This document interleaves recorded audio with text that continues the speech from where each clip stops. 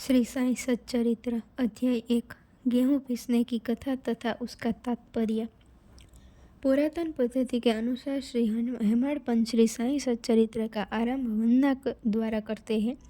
प्रथम श्री गणेश को साष्टांग नमन करते हैं, जो कार्य को निर्विघ्न समाप्त कर उसको यशस्वी बनाते हैं, और कहते हैं कि श्री साईं ही गणपति है। फिर भगवती को, जिन्होंने काव्य रचने की प्रेरणा दी, और कहते हैं कि श्री साईं भगवती से भिन्न नहीं है, जो कि स्वयं ही अपना जीवन संगीत बयान कर रहे हैं। फिर ब्रह्मा, विष्णु और महेश, जो क्रमशः उत्पत्ति, स्थिति और संहार करता है, और कहते हैं कि श्री साईं और वे अभिन्न है। वे स्वयं ही गुरु बनकर भवसागर से पार उतार देंगे। फिर अपने कुल देवता श्री नारायण आदिनाथ की वंदना करते हैं, जो कि कोंकण में प्रकट हुए। कोंकण वह भूमि है जिसे श्री परशुराम जी ने समुद्र से निकालकर स्थापित किया था। तत्पश्चात वे अपने कुल के आदि पुरुषों को नमन करते हैं। फिर श्री भारद्वाज मुनि को, जिनके गोत्र में उनका जन्म हुआ, पश्चात उन ऋषियों को, जैसे याज्ञवल्क्य, भृगु, पाराशर, नारद, वेदव्यास, सनक, सनंदन, सनत कुमार, शुक, शौनक, विश्वामित्र, वशिष्ठ, वामदेव, जैमिनी, वैशंपायन, नवयोगींद्र इत्यादि, तथा आधुनिक संत जैसे निवृत्ति, ज्ञानदेव, सोपान, मुक्ताबाई, जनार्दन, एकनाथ, नामदेव, तुकाराम, कान्हा, नरहरि आदि को नमन करते हैं। फिर अपने पितामह सदाशिव, पिता रघुनाथ और माता को, जो उनके बचपन में ही गत हो गई थी। फिर अपनी चाची को, जिन्होंने उनका भरण पोषण किया, और अपने प्रिय भ्राता को नमन करते हैं। फिर पाठकों को नमन करते हैं, जिनसे उनकी प्रार्थना है कि वे एकाग्रचित होकर कथामृत का पान करें। अंत में श्री सच्चिदानंद सद्गुरु श्री साईनाथ महाराज को, जो कि श्री दत्तात्रेय के अवतार है और उनके आश्रयदाता है, और जो ब्रह्म सत्य जगन्मिथ्या का बोध कराकर समस्त प्राणियों में एक ही ब्रह्म की व्याप्ति की अनुभूति कराते हैं, सर्वश्री पाराशर, व्यास और शांडिल्य आदि के समान भक्ति के प्रकारों का संक्षेप में वर्णन कर ग्रंथकार महोदय निम्नलिखित कथा प्रारंभ करते हैं। गेहूं पीसने की कथा। सन 1910 में एक दिन प्रातःकाल श्री साईं बाबा के दर्शनार्थ मस्जिद में गया। वहाँ का विचित्र दृश्य देख मेरे आश्चर्य का ठिकाना न रहा कि साईं बाबा मुंह हाथ धोने के पश्चात चक्की पीसने की तैयारी करने लगे। उन्होंने फर्श पर एक टाट का टुकड़ा बिछा, उस पर हाथ से पीसने वाली चक्की रखी। उन्होंने कुछ गेहूं डालकर पीसना आरंभ कर दिया। मैं सोचने लगा कि बाबा के चक्की पीसने से क्या लाभ है। उनके पास तो कोई है भी नहीं, और वे अपना निर्वाह भी भिक्षावृत्ति द्वारा करते हैं। इस घटना के समय वहाँ उपस्थित अन्य व्यक्तियों की भी ऐसी ही धारणा थी, परंतु उनसे पूछने का साहस किसे था।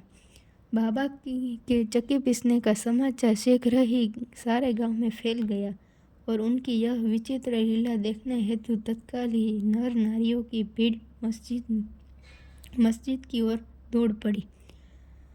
उनमें से 4 निडर स्त्रियां भीड़ को चीरती हुई ऊपर आई, और बाबा को बलपूर्वक वहां से हटाकर उनके हाथ से चक्की का खूंटा छीनकर तथा उनकी लीलाओं का गायन करते हुए उन्होंने गेहूं पीसने प्रारंभ कर दिया। पहले तो बाबा क्रोधित हुए, परंतु फिर उनका भक्तिभाव देख वे शांत होकर मुस्कुराने लगे। पीसते पीसते उन स्त्रियों के मन में ऐसा विचार आया कि बाबा के न तो घर द्वार है, और न इनके कोई बाल बच्चे हैं, तथा न कोई देख रेख करने वाला ही है। वे स्वयं भिक्षावृत्ति द्वारा ही अपना निर्वाह करते हैं, अतः उन्हें भोजनादि के लिए आटे की आवश्यकता ही क्या है। बाबा तो परम दयालु है, हो सकता है कि यह आटा वे हम सब लोगों में ही वितरण कर दे। इन्हीं विचारों में मग्न रहकर गीत गाते गाते ही उन्होंने सारा आटा पीस डाला। तब उन्होंने चक्की को हटाकर आटे का 4 समान भागों में विभक्त कर लिया और अपना अपना भाग लेकर वहां से जाने उद्यत हुई। अभी तक शांत मुद्रा में निमग्न बाबा तत्क्षण ही क्रोधित हो उठे और अब उन्हें अपशब्द कहने लगे। स्त्रियों, क्या तुम पागल हो गई हो? तुम किसके बाप का माल हड़प कर ले जा रही हो? क्या कोई कर्जदार का माल है जो इतनी आसानी से उठा कर लिए जा रही हो? अच्छा, अब एक काम करो कि इस आटे को ले जाकर गांव की सीमा पर बिखेर आओ।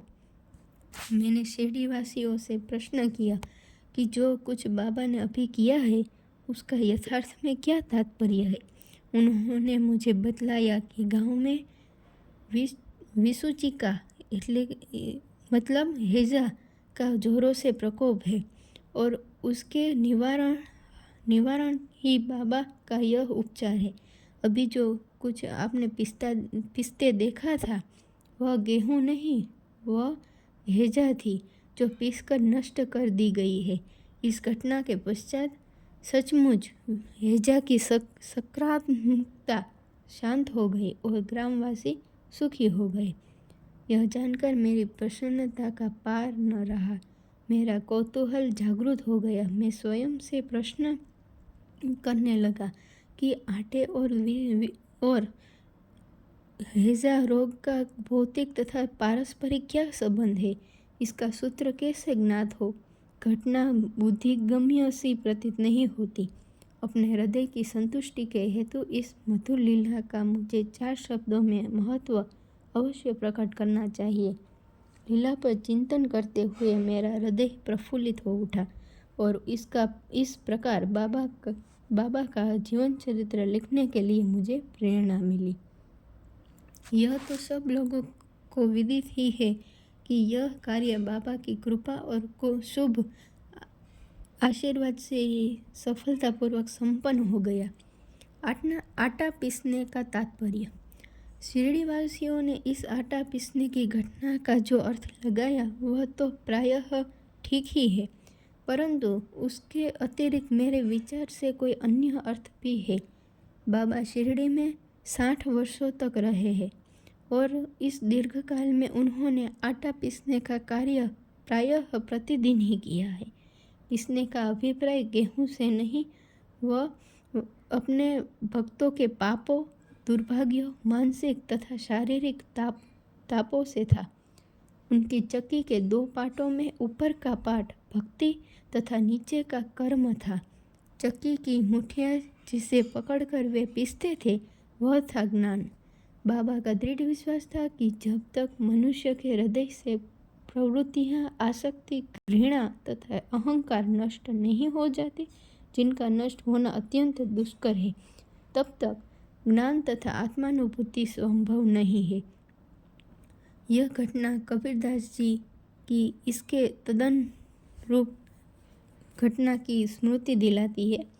कबीरदास जी एक स्त्री को अनाज पीसते देखकर अपने गुरु निपट निरंजन से कहने लगे कि मैं इसलिए रुदन कर रहा हूँ कि जिस प्रकार अनाज चक्की में पीसा जाता है उसी प्रकार मैं भी भवसागर रूपी चक्की में पीसे जाने की यातना का अनुभव कर रहा हूँ।